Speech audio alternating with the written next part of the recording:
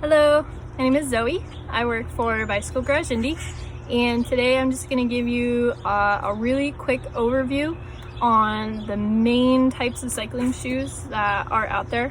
And when I say main, I mean the ones that you're most commonly going to find in bike shops, or even if you're doing like a quick internet search, these would be the ones that come up most often. So I'll start with what we would call a mountain bike shoe. It looks something like this. You can see it. So it kind of looks like a normal sneaker. It has this nice thick sole on it. It's got lots of traction points on it. But if you flip it over, you can see that the cleat that's on there is what we would call a 2-bolt cleat, and it is recessed into the sole of the shoe.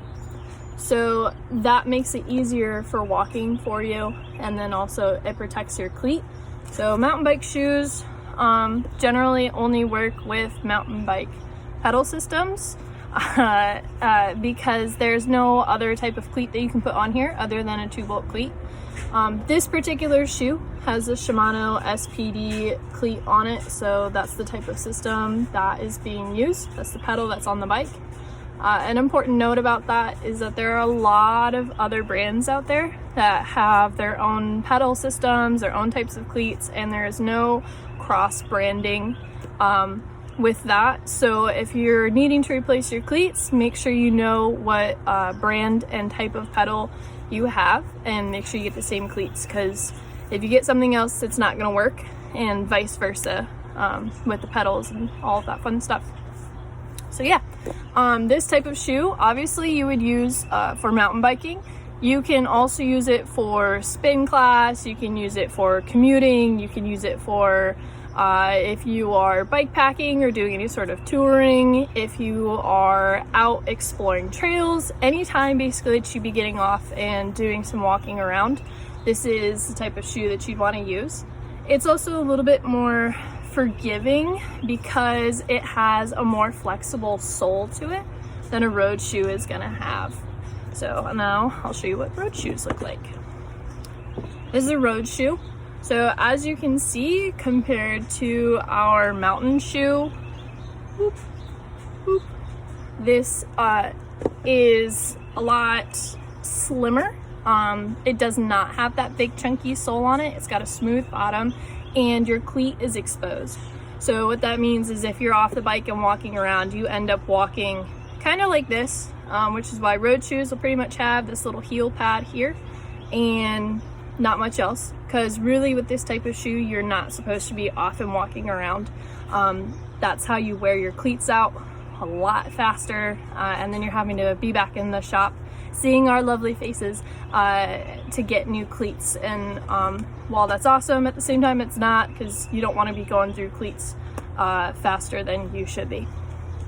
So this type of shoe, road shoe, smooth bottom, it also only accepts what we would call a 3-bolt cleat system. Now there are some road shoes, it depends on the price point of them, but there are some road shoes that you can do both types on. So this particular shoe can run the 3-bolt system. It can also run the 2-bolt system. It just depends on what pedals I want to use and what bike I'm going to put them on. So right now this is installed with the Look Keo pedal system, and so then I have the Look Keo cleats on my shoes. So the other thing, you can use these for spin class, you can use them for commuting, you can use them for all the things really except mountain biking, because these are not that easy to get in and out of. The pedal systems are not that easy to get in and out of, and on mountain biking you really need to be able to get your feet down if you need to. The other thing is that these are not going to be as friendly on your feet if you are off and walking around, because these shoes pretty much have no give to them. And that is because when you're using a road cycling system, the industry is pretty much expecting that you're out on a road bike, you're going for however long you're going, and you're not really stopping to do anything beyond maybe use the restroom or refill a water bottle or grab a snack if you're out on a really long ride. So I will show you, there's one more type of cycling shoe out there that you might run across. and it is generally referred to as kind of like a Freeride shoe. Now this definitely looks like a regular sneaker. It has a lot of give to it, way more friendly on your feet than any of the ones that I just showed you. But the thing with these is there's no clip. So if you're using these, you're riding on what we would call flat pedal, and that just, it looks like a normal pedal. It might have some like big spiky things around it to give you some extra traction, but you're not clipping in with these. And these can be used for anything. I use mine for mountain biking. I use mine for commuting, for just riding around to maybe go get some pizza and an ice cream, anything like that. So yeah, you can use them for anything. A really key difference though between these and your regular sneakers, which you can definitely still use if you're riding on a flat pedal, but these have a very specific pattern in the sole that helps the shoe grip onto the pedal, so your foot doesn't slide around like your regular sneaker does. So yeah, those are the different types of cycling shoes out there that you can find. I hope that was helpful. Happy riding. So now that we've covered the different types of cycling shoes that you can find, I'm going to show you guys how to install cleats. I will be installing my other cleat, so it's going to be the road style. And the way that I'm going to do it, you would pretty much apply to any cleat that you're installing at home. So here we go. So the way that you put a cleat on is actually pretty simple.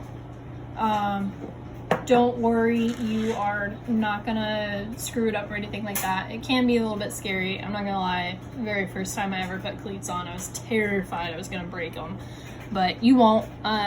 So basically what you're gonna do though, is you're gonna take your cleat and you're gonna put it on there, just like this. And a really good rule of thumb is to try and just get your cleat as centered on the bottom of your shoe as possible. And then just kind of like hold it in place. Take your pieces. So your cleats will come with these little plates. They are going to drop down into these little wells here. Just going to put those in. You're going to take your little bolts. You're going to get those set in there. I always kind of finger tighten them in at first just to make sure that those threads catch, so that you're not accidentally stripping anything out or missing the threads themselves. So just kind of give them a good little twist in there. And don't worry, finding those little thread pieces will become a lot easier the more that you do it. So then what you're going to want to do is take your multi-tool.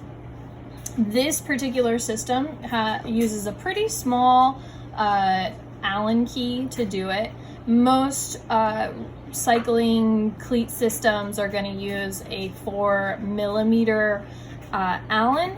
This particular, so if you're using the look style, these ones are going to take the 3s, and you're just going to kind of drop it down in there, give it a couple turns, Notice that we're not cranking these down quite yet to tighten them. We're just getting them snug in there. Awesome. Okay, so now they're in there. Cleat's not moving around, but we're not done yet. We need to go through and give them just another couple turns. Make sure everything is nice and snug, because you don't want your cleat sliding around while you're riding. That can be really scary. Sometimes give it a little wiggle. All right, awesome. So now my cleats are on there securely. They're nice and tight. They're not gonna come out while I'm riding. So it is really important to note though that while you set these up what we would call neutral, which really just means centered on the bottom of the shoe, that not everybody's muscles, tendons, bones, all of that align the same. So this setup might not work for you. And that's something that you'll find out after a couple of rides. If you find that you're getting any sort of knee pain, any sort of foot pain, anything like that, your cleat needs to be readjusted. So you have movement here, here, here, and here. And sometimes you can get them a little, So you can do that if you feel brave enough to. A note with that is that you want to do tiny increments, because if you do anything super drastic, you might actually end up doing more harm than good, which is not fun.